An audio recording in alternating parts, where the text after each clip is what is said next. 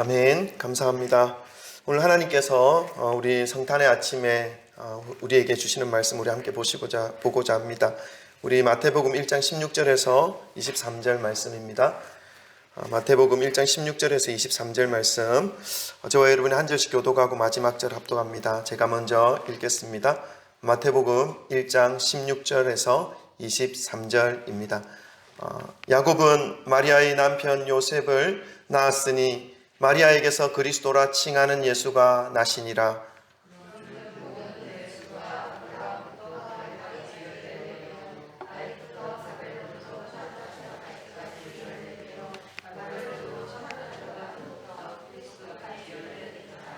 예수 그리스도의 나심은 이러하니라. 그의 어머니 마리아가 요셉과 약혼하고 동거하기 전에 성령으로 잉태된 것이 나타났더니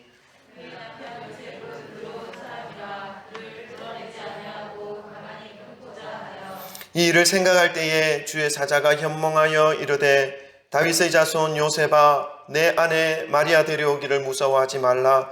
그에게 잉태된 자는 성령으로 된 것이라.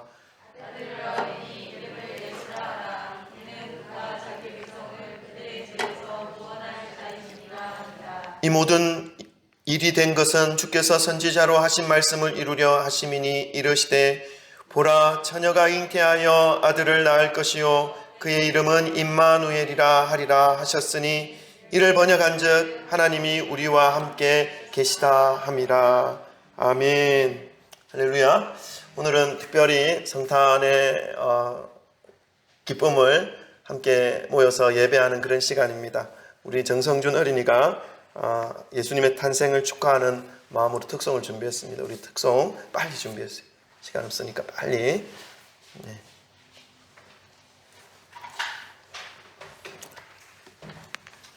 네.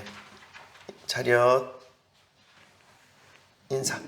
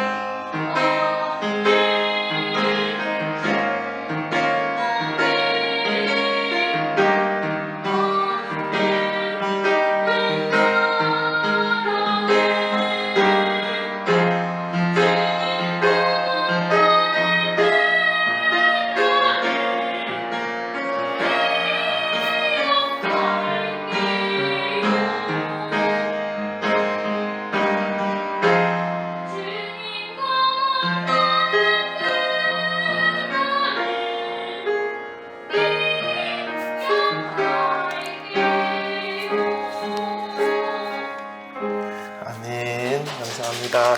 기도하겠습니다.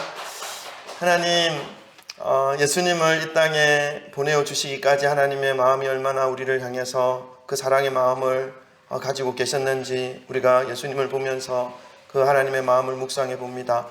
하나님의 그 크신 은혜와 사랑에 감사하는 마음으로 이 아침에 성탄을 기뻐함으로 감사함으로 주님께 나아가오니 하나님 모든 찬양과 모든 예배와 모든 순서를 주님께서 받아주시고 주님의 은혜로 저희들의 마음과 심령과 삶에 가득가득 채워주시고 이 땅에서 우리의 모든 죄를 저희 문제를 해결해 주심으로 우리를 영원한 생명으로 인도해 주신 그 예수 그리스도의 은혜를 늘 붙잡으며 늘 주님과 동행하는 저희들의 발걸음이 될 수 있도록 인도하여 주옵소서. 함께 하심을 소망하오며 감사드리며 예수 그리스도 이름으로 기도드립니다. 아멘. 할렐루야. 평강의 왕으로 오신 예수 그리스도의 은혜와 평강이 여러분 한 분 한 분에게 임하시기를 주님의 이름으로 축원합니다. 오늘 우리 못 보였던 얼굴들이 좀 나오셔서 너무 기뻐요. 너무 감사하고 우리 안은경 집사님도 그리고 우리 홍지혜 성도님, 이강일 성도님 반갑습니다. 아멘. 네, 우리 앞뒤 좌우에 계신 분들과 사랑 고백 나누고 우리 말씀을 들으십시다. 사랑합니다. 축복합니다. 할렐루야. 감사합니다. 아멘. 예, 오늘은 너무너무 좋은 기쁜 날 성탄절입니다. 2020년 성탄절은 너무 좀 조용하다라는 느낌을 받았습니다. 어제 성탄 이브인데 저희 가족들하고 그냥 집에서 영화 한 프로 보고 있었어요. 다른 때 같았으면 외부에 가서 뭘 사 먹거나 또 거리를 돌아다니거나 이렇게 할 텐데 어제는 그렇지 않았고 그냥 집에서 조용하게 성탄을 준비하고 있었습니다.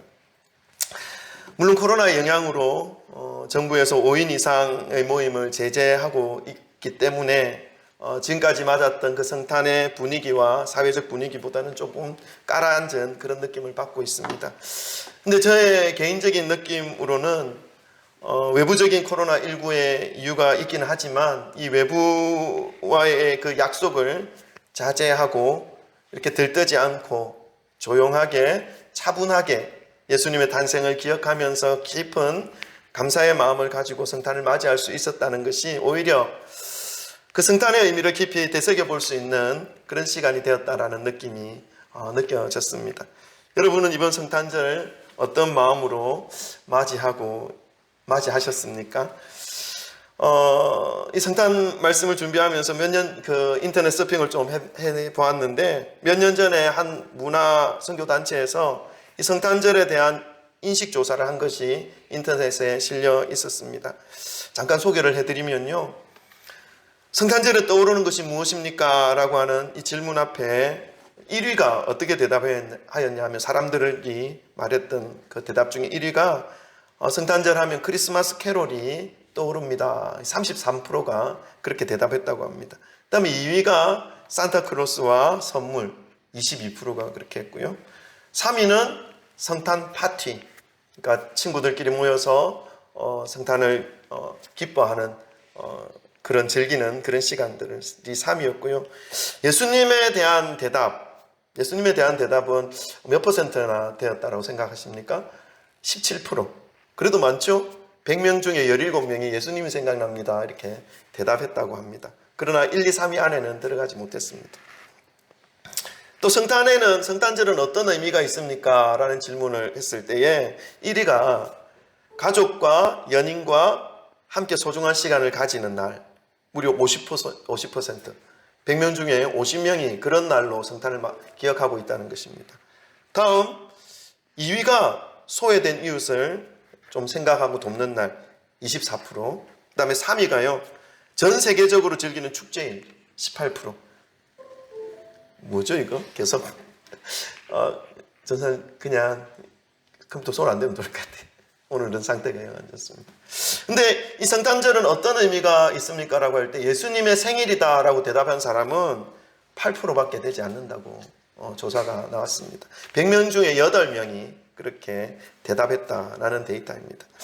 어느 정도 예상은 했지만 실제로 이런 데이터들을 보면서 느끼는 것은 정말로 본질을 바르게 알고 있는 사람들이 생각보다 적다. 그리고 본질에 대해서 바르게 알고자 하는 사람들도 역시 생각보다 적다라는 것을 느꼈습니다. 그래서 이 교회의 역할이 시간이 가면 갈수록 더 중요해지는 것이구나. 왜냐하면 본질에서 계속해서 벗어나려고 하는 그런 사회적 상황 속에 본질을 지키는 것이 너무나 중요하기 때문에 그렇습니다. 그리고 목회자의 한 사람으로서 사회 속에서 바른 믿음과 바른 신앙, 복음의 본질을 전하고 세워줘야 한다라고 하는 그런 부담감과 사명감이 더 절실하게 다가옴을 느꼈습니다. 세상 속에서 성도들의 역할이 더욱 중요한 시대가 바로 이 시대구나 하는 것을 느꼈습니다. 지금 이곳에서 그리고 인터넷으로 성탄 축하 예배를 드리고 있는 여러분은 성탄의 의미를 바르게 인식하시고 감사함으로 맞이하고 있으시리라 믿습니다. 그렇지요? 아멘. 오늘날 기독교인으로서 바른 믿음과 복음을 품는 사람들로서 세상 속에서 문화라는 이름으로 진리에서 비껴가고 있는 이 시대적인 흐름을 거슬러서 진리의 파수꾼으로 세상에 선한 영향력을 흘려보내시는 그런 저와 여러분 되시기를 주님의 이름으로 축원합니다. 혼탁한 세상의 흐름을 거슬러서 진리의 선하고 바른 영향력을 흘려보내기 위해서는 어떻게 해야 됩니까? 또다시 우리는 하나님의 말씀으로 더 가까이 갈 수밖에 없다는 것, 가야 한다라는 것을 깨닫습니다. 마음을 여시고 성령님께서 깨닫게 해주신 그 은혜를 의지하심으로 말씀을 받으시기를 소망합니다. 아멘. 오늘 본문 말씀을 통해서 성탄의 비밀과 목적이라는 제목으로 말씀을 전하겠습니다. 여러분, 마태복음은 예수님의 탄생에 대하여 그 비밀스러움을 우리에게 알려주고 있습니다. 이 땅에 하나님의 독생자 예수 그리스도께서 오신 비밀과 목적, 그것을 오늘 말씀을 통해서 깨닫는 것만으로도 이 시간 가운데 하나님의 놀라운 은혜와 축복이 있다는 것을 기억하시고 말씀에 대하여 귀를 여시고 마음으로 말씀을 받으시기를, 그래서 그 말씀을 대로 붙잡고 이 믿음의 길, 때로는 비바람이 불어오고 때로는 내가 전혀 예상하지 못했던 그러한 벽들이 앞에 가로막힌다 할지라도 이 진리를 붙잡으시고 예수님께서 인도하시는 그 삶을 경험하시며 마지막 순간까지 믿음의 길을 포기하지 마시고 끝까지 완주하시는 그런 저와 여러분 되시기를 소망합니다. 아멘. 이 마태복음 1장 말씀은요, 우리가 참 읽어 내려가기 쉽지 않습니다. 왜냐하면 족보의 이야기이기 때문에 그렇습니다. 누가 누구를 낳고 그래가지고 계속 이어지는 것이죠. 읽다 보면 잠이 저절로 오게 되는 그런 말씀입니다. 그러나 이 말씀 한 구절 한 구절을 좀 더 깊이 묵상하고 성령께서 깨닫게 해주시는 그 은혜를 받기 시작할 때는 그 말씀 속에 숨겨져 있는 놀라운 비밀들이 있다는 것을 깨닫게 되는 것입니다. 포기하지 마시고 끝까지 말씀을 붙잡으시길 바랍니다. 오늘 1장에서는 예수님이 탄생하기 이전에 나코라는 단어가 계속해서 반복되어집니다. 무려 39번이나 반복되어진다는 것을 볼 수 있습니다. 그리고 그 39번 사용되어져 있는 단어, 헬라어 원어 성경에는 똑같은 단어가 39번이 반복됩니다. 여러분, 헬라 문화, 이스라엘 문화들은 반복하는 것을 아주 싫어합니다. 특별히 싫어합니다. 우리도 뭐 좀 그런 건 아니지만, 그러나 반복하는 이유가 있는데, 그것은 똑같은 단어를 반복하는 것은 의미가 있고 중요하다라고 할 때 반복되어집니다. 그런데 이 39번이나 반복되어져 있는 나코에 대한 이 반복이 40번째에서 조금 다른 단어를 사용하십니다. 40번째 나타나는 단어가 뭐냐면 예수님이 탄생하시는 그 순서에 해당되는 단어입니다. 이전에 낳고 39번 진행되었던 이 단어는 헬라어 문법적으로 보면 능동형으로 사용되어졌습니다. 능동형이라는 것은 그 주어가 행위를 행하는 그런 의미로 나타나는 것입니다. 그러나 40번째 예수님이 탄생하는 그 나타라고 하는 단어가 사용되어진 모습을 보면 수동태입니다. 수동의 의미로 사용되어졌습니다. 그러니까 예수님의 낳는 주체가 사람이 아니라 또 다른 어떤 존재에 의해서 나아짐을 당하는 그런 모습이라는 것이죠. 우리나라 말로 번역된 본문 말씀을 반복해서 묵상하여 읽어보더라도 예수님의 탄생이 그의 아버지 요셉의 능동적인 행위로 인해서 마리아에게 잉태되어진 것이 아니라는 것을 똑똑히 알 수 있습니다. 16절 말씀을 우리 보시면 예수님의 탄생에 대해서 요셉은 배제되어 있다는 것을 알 수 있죠. 그리고 여자인 마리아의 몸을 통해서 수동적으로 예수님께서 나아지는 것을 표현하고 있습니다. 우리 한번 읽어볼까요? 15절부터 읽겠습니다. 15절부터 16절까지 다 같이 읽습니다. 시작. 엘리웃은 엘리아사를 낳고 엘리아살은 맏단을 낳고 맏단은 야곱을 낳고 야곱은 마리아의 남편 요셉을 낳았으니 마리아에게서 그리스도라 칭하는 예수가 나시니라. 아멘. 앞에 낳고가 반복되어지다가 16절 후반부에 그리스도라 칭하는 예수가 나시니라. 나시니라 이것이 수동적인 의미로 사용되어졌다. 수동적인 형태로 사용되어졌다라는 것입니다. 이것은 예수님의 출생에 대한 비밀입니다. 어떻게 해서 예수님이 출생하게 되었는지 예수님의 아버지 마리아의 그 약혼남 요셉도 모르는 그런 비밀이라는 것입니다. 이러한 예수님의 탄생의 비밀을 오늘 본문 말씀에서 요셉에게 나타난 천사가 우리에게 알려주고 있습니다. 요셉이 자기의 약혼녀 마리아의 배가 불러오는 것을 보면서 각종 오해가 일어나지 않겠습니까? 각종 의심들이 일어나지 않겠습니까? 그러나 성경에 오늘 본문 말씀 보니까 요셉은 지혜로운 자라 그를 가만히 끊고자 하였다라고 표현되어져 있죠. 그러한 때에 하늘의 천사가 요셉에게 나타나서 이 출생의 비밀을 알려줍니다. 우리 20절 말씀 한번 읽어보겠습니다. 요셉에게 알려주시는 예수님의 출생 비밀 우리 한번 읽겠습니다. 20절입니다. 다 같이 읽습니다. 시작. 이 일을 생각할 때에 주의 사자가 현몽하여 이르되 다윗의 자손 요셉아 내 아내 마리아 데려오기를 무서워하지 말라. 그에게 잉태된 자는 성령으로 된 것이라. 아멘. 예수님은 육신적으로 보통 사람들과 동일한 방식으로 이 땅에 임하셨습니다. 여자의 몸속에서 10개월이라는 기간을 채우시고 갓난 아이의 모습으로 이 땅에 오셨죠. 출생의 형태는 보통 사람들과 동일한 모습이었습니다. 그러나 지금까지 출생한 그 조상들의 출생과는 근원 자체가 달랐다는 것을 족보의 말씀을 통해서 우리는 알 수 있습니다.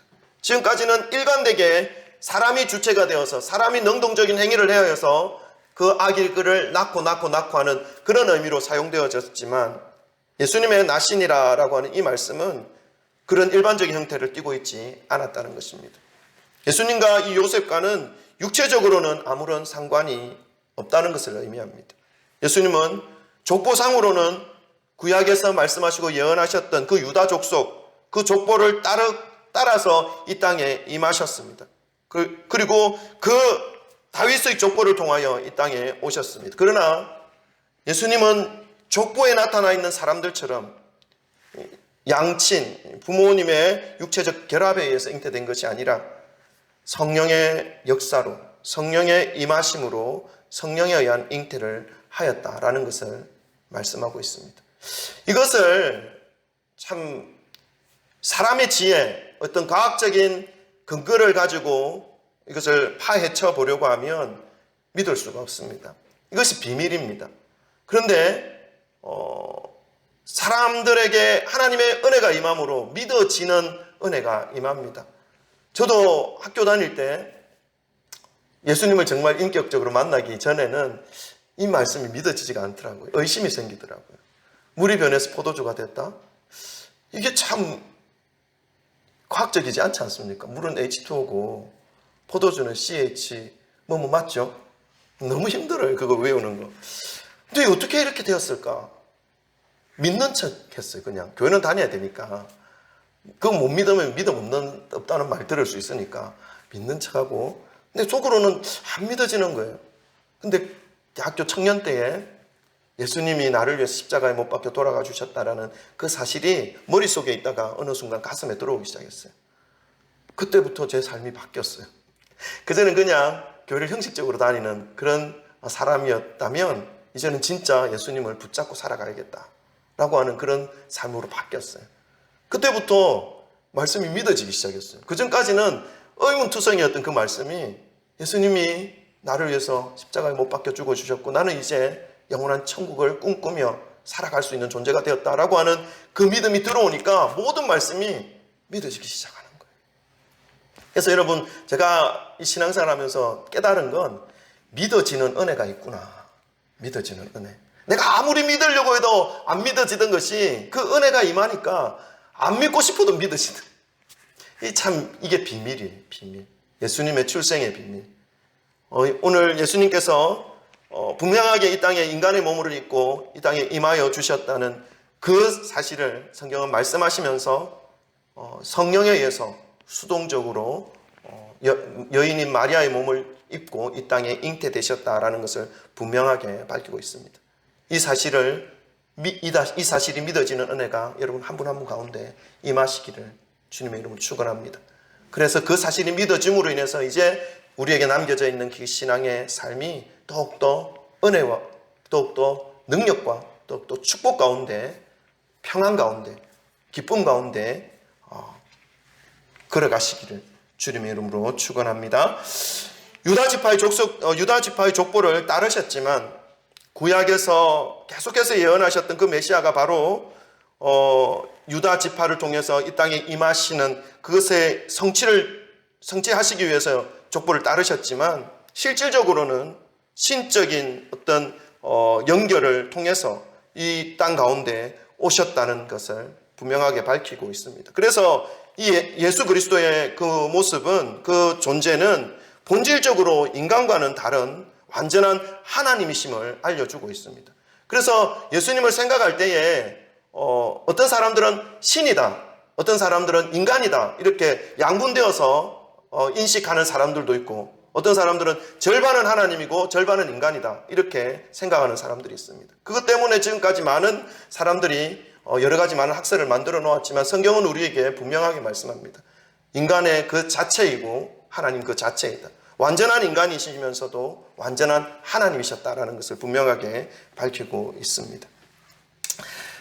이러한 예수님의 탄생의 비밀을 알지 못하였던 마리아의 약혼자 요셉에게 천사가 나타나셔서 그 탄생의 비밀을 알려주셨습니다.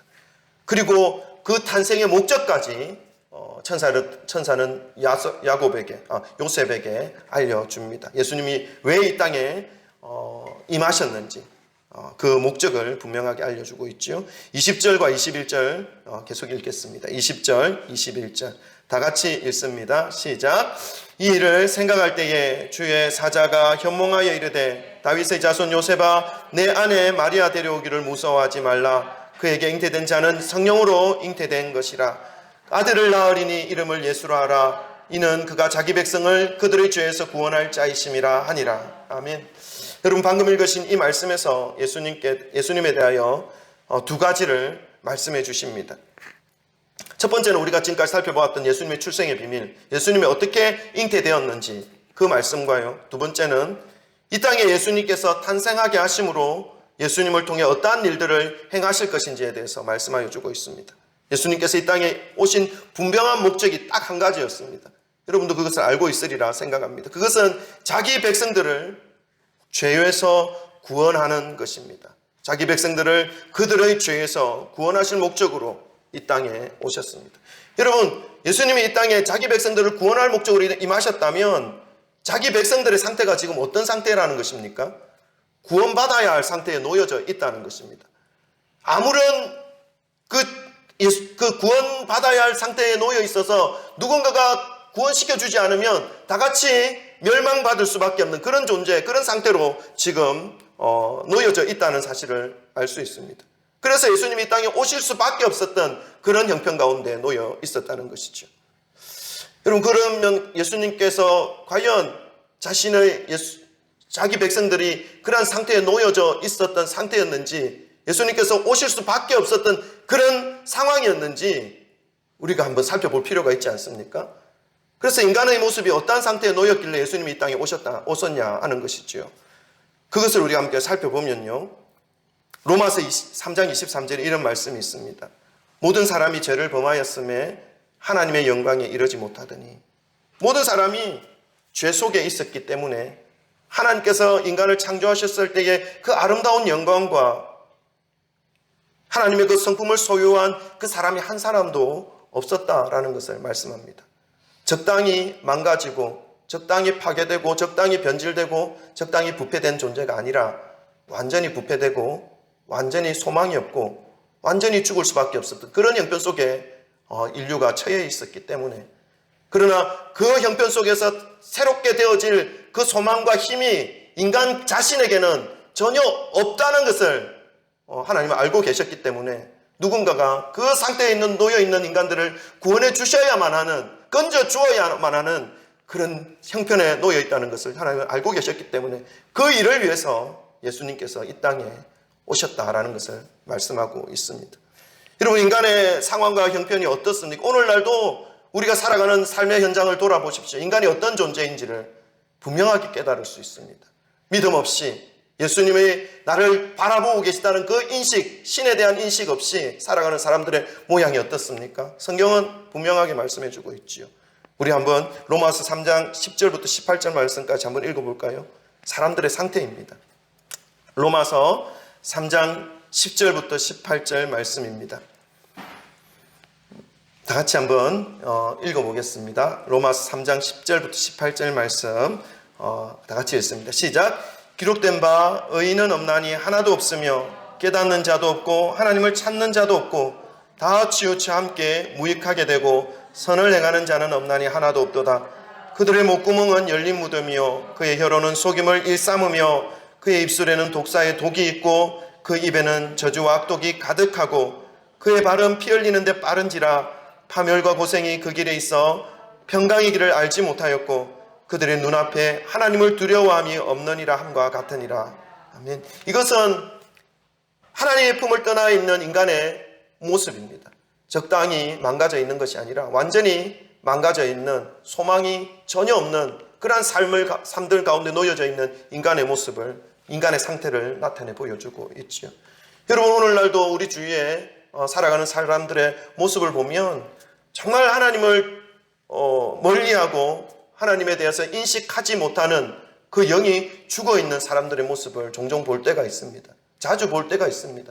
그런데 그들의 삶을 볼 때에 그들이 자신들이 지금 죄악 가운데 있고 죽어가고 있고 멸망 가운데 있다는 사실을 인정하지 못합니다. 인식하지 못합니다. 왜냐하면 완전히 부패되어 있기 때문에, 완전히 무너져 있기 때문에 그것을 인식할 수 있는 그러한 어떤 감정과 감각조차도 죽어있기 때문에 자기가 어떤 상태에 놓여 있는지를 알지 못한다는 것입니다. 그러니까 죄로 인해서 하나님을 인식하는 것 자체가 파괴되어진 것입니다. 파괴된 그 모습으로 살아가는 것을 지금 성경은 로마서 3장에서 말씀하고 있습니다. 이렇게 살아가는 삶의 결과가 무엇인지 하나님은 분명하게 우리에게 알려주었죠. 로마서 3장 23절 우리 한번 읽겠습니다. 로마서 3장 23절. 지금 하나님의 품을 떠난 인간들의 상태를 우리가 지금 살펴보고 있습니다. 로마서 6장입니다. 죄송합니다. 6장 23절입니다. 다 같이 6장 23절입니다. 다 같이 읽습니다. 네, 다 찾으셨네요. 다 같이 읽습니다. 시작. 죄의 삭은 사망이요 하나님의 은사는 그리스도 예수 우리 주 안에 있는 영생이니라. 아멘. 결국 이러한 인간의 상태로 인해서, 이러한 인간들의 죄로 인해서 그 죄의 결과를 누가 받아야 하는 것입니까? 인간들이 받아내어야 하는 것입니다. 그 죄의 결과가 무엇입니까? 사망입니다. 자기 백성들이 처한 이 죄악의 상태, 이들을 위해서 예수님이 오실 수밖에 없었던 것을 성경은 분명하게 말씀해 주고 있습니다. 이러한 형편에 놓여있는 자기 백성들을 위해서 하나님께서 이 땅에 성부 하나님께서 자신의 독생자 하나밖에 없는 아들 예수 그리스도를 성령으로 잉태하게 하심으로 인간의 모습으로 이 땅에 보내어지게 되었습니다. 그 목적은 무엇이었다고요? 자기 백성들을 죄에서, 그 저주와 멸망과 죽음에서 구원해 주시기 위해서입니다. 이 일은 인간이 할 수 있는 일이 아닙니다. 왜냐하면 모든 인간은 무너져 있기 때문에, 파괴되어져 있기 때문에, 죄의 다스림 속에 안에 들어가 있기 때문에, 그 죄로 인해서 자기가 죽어야 되기 때문에 인간이 그것을 할 수 있는 사람은 아무도 없습니다. 누구만이 하실 수 있습니까? 죄 없는 존재, 죄가 하나도 없는 그 존재만이 우리의 죄를 대신해서 자기의 그 사망, 우리가 죽어야 할 그 사망의 자리 가운데 죄 없으신 그분이, 그 사람, 그 존재가 들어가심으로 우리 죄를 대신 짊어지실 수 있습니다. 죄 있는 사람이 그 자리에 가면요, 자기 죄 때문에 자기가 죽는 것밖에 되지 않는 것이죠. 죄 없으신 하나님만이 이룰 수 있는 일이기 때문에 하나님께서 직접 이 땅에 내려오셔서 죄인의 그 결과물인 사망을 인간을 대신하여 받아주셔야만 했다는 것입니다. 예수님은 완전하시고 거룩하신 하나님이셨기 때문에 죄 없는 몸으로 이 땅에 오셨기 때문에 인간의 구원자가 되실 수 있는 분이셨습니다. 그분이 성령으로 잉태되었고 이 땅에 오셨기 때문에 인간이 가지고 있는 근본적인 이 죄의 본성, 죄의 뿌리를 가지고 계신 분이 아니기 때문에 이 문제를 해결해 주실 수 있는 것이죠. 예수님께서 이 땅에 오신 목적, 여러분 기억하시기를 바랍니다. 나의 죄를 위해서 이 땅에 오셨다. 수없이 많은 이 땅에 살아가는 많은 사람들, 과거에 있었던 사람들, 지금 현재 살아가고 있는 사람들, 또 미래에 우리의 다음 세대에 살아갈 그 사람들의 모든 죄악들을 다 짊어지시고 해결해 주시기 위해서 이 땅에 오셨던 예수님이셨습니다. 여러분, 그 많은 인류들, 그 많은 사람들의 영혼을 구원하시기 위해서 예수님이 이 땅에 오셨다면 오실만 하죠. 너무나 많은 인류 아닙니까? 너무나 많은 사람들 아닙니까? 그 예수 그리스도로 인해서 몇 천만 명, 몇백억 개, 몇 천억의 사람들이 모두 예수님을 믿는다면 천국으로 갈 수 있는 길을 열어주신 것입니다. 예수님은 오실 만한 가치와 이유가 충분히 있다라고 우리의 생각으로 이해할 수 있습니다. 그러나 여러분, 이 땅에 그 많은 사람들이 있는 것이 아니라 나 혼자 있다. 여러분, 혼자 이 땅에 죄악 가운데서 조금 있으면 그 죄로 인해서 지옥으로 가야 되는 그런 형편 속에 놓여져 있다. 그럴 때 예수님 이 땅에 오셨을까요? 나 혼자밖에 없는데 오실 필요가 있을까요? 여러분, 놀라지 마십시오. 우리 혼자 죄악 가운데 죽어가는 상황에 있다 할지라도, 형편에 있다 할지라도 예수님이 이 땅에 오셨습니다. 왜요? 나를 구원해 주시기 위해서, 나 한 사람을 구원해 주시기 위해서. 그것이 예수님의 이 땅에 오신 목적입니다. 그래서 예수님은 모든 사람들이 예수님을 믿어서 구원받기를 원하시지만 밖에 나가서 말해보세요. 예수 믿으세요. 얘기해보세요. 요즘같이 코로나로 교회가 팍팍팍 어려움 당하고 있는 이 시대에 예수 믿으세요 말하면요, 더 힘들어져요. 그래서 우리 전도하던 거 지금 요즘 조금 멈추고 있고, 찬양하며 전도했던데 요즘 찬양도 잘 안 하고, 왜냐하면 정서적으로 반감이 일어날 수 있으니까 지혜롭게 해야 되잖아요. 좀 시기를 지금 지켜보고 있습니다. 그럼 우리는 예수님을 전해야 하는 존재죠. 근데 전한다고 다 믿나요? 안 믿어요. 어떤 사람이 믿죠? 하나님의 은혜가 임하는 사람. 이것도, 이 믿는 것도 내 의지로 믿는 게 아니에요, 여러분. 하나님이 믿을 수 있는 마음을 주셔야 우리가 하나님을 믿을 수 있는 거예요. 내가 믿고 싶다고, 아무리 믿고 싶다고 해도 안 믿어지는데 어떡합니까? 근데 안 믿고 싶다고 하는데 믿어지는데 어떡합니까? 이게 하나님의 은혜예요. 하나님의 은혜가 우리에게 임할 때에 믿어지지 않던 것이 믿어지는 것이 믿음으로 우리에게 다가오게 되어져 있습니다. 그러니까 예수님이 이 땅에 오신 이유는 그 수없이 많은 사람들이 있다 할지라도 믿음을 가지는 그 한 사람의 영혼이라도 구원시키기 위해서 이 땅에 오셨다는 것입니다. 여러분, 한 명이 이 땅에 계신다 할지라도 예수님이 이 땅에 넉넉히 기꺼이 기쁜 마음으로 주님의 그 사랑을 안고, 하나님의 그 크신 은혜와 사랑을 안고 이 땅에 임하셨다는 사실을 여러분 기억하시기를 바랍니다. 그리고 그렇게 해주실 정도로 가치 있는 존재가 바로 나다라는 것을 잊지 마시기를 바랍니다. 그것을 깨닫기 시작하면요, 우리가 절대로 상황과 환경 가운데 무너지지 않습니다. 넘어지지 않습니다. 물론 힘든 상황을 겪을 수 있습니다. 그러나 예수 그리스도가 나를 위해서 십자가에 그 창창했던 30대의 청년의 시절에 십자가에 못 박혀 죽어주실 만큼 나는 존귀한 존재다라는 것을 알고 붙잡고 살아가게 되면 흔들리지 않죠. 그래서 나의 몸을 아무데나 굴리지 않습니다. 오직 가치 있는 그 길을 바라보며 하나님이 주시는 그 은혜의 삶을 기억하며 살아가게 되는 것이죠. 죄 없으신 예수님께서 이 땅에 오신 이유가 바로 십자가에서 자기 백성을 살리기 위해서 대신 죽어주심으로 그 죄의 결과물을 몸소 예수님께서 받아주셔야 하는 그러한 목적을 가지고 이 땅에 오셨다는 것을 성경은 분명하게 밝히고 있습니다. 그래서 여러분, 우리에게는 우리의 메시아 되신 구원자이신 예수님으로 인하여 영원한 생명으로 이어지는 대로가 활짝 열린 것입니다. 여러분 그 대로 위로 기쁨으로 달려가시기를 바랍니다. 무엇을 어떻게 그 길로 갈 수 있습니까? 예수 그리스도를 마음으로 영접하시면, 늘 주님과 함께 동행하시면 우리도 알지 못하는 사이 어느새 나는 이 구원의 대로로 가고 있는 거예요. 가고 있는 거예요. 그래서 비바람 불어도 괜찮아요. 바람 불어도 괜찮아요. 괜찮아요. 어릴 적에 불렀던 노래가 생각납니다. 그래서 우리에게 그 메시아 때문에 우리는 축복된 존재가 될 수 있다는 것입니다. 여러분 오늘 본문 말씀을 기억하시기를 바랍니다. 21절에 보니까 예수님께서 이 땅에 오신 목적, 그가 자기 백성을 위하여 그들의 죄에서 구원할 자심이라 라고 말씀하고 있습니다. 모든 사람이라고 표현하지 않으시고 자기 백성이라 라고 말씀하십니다.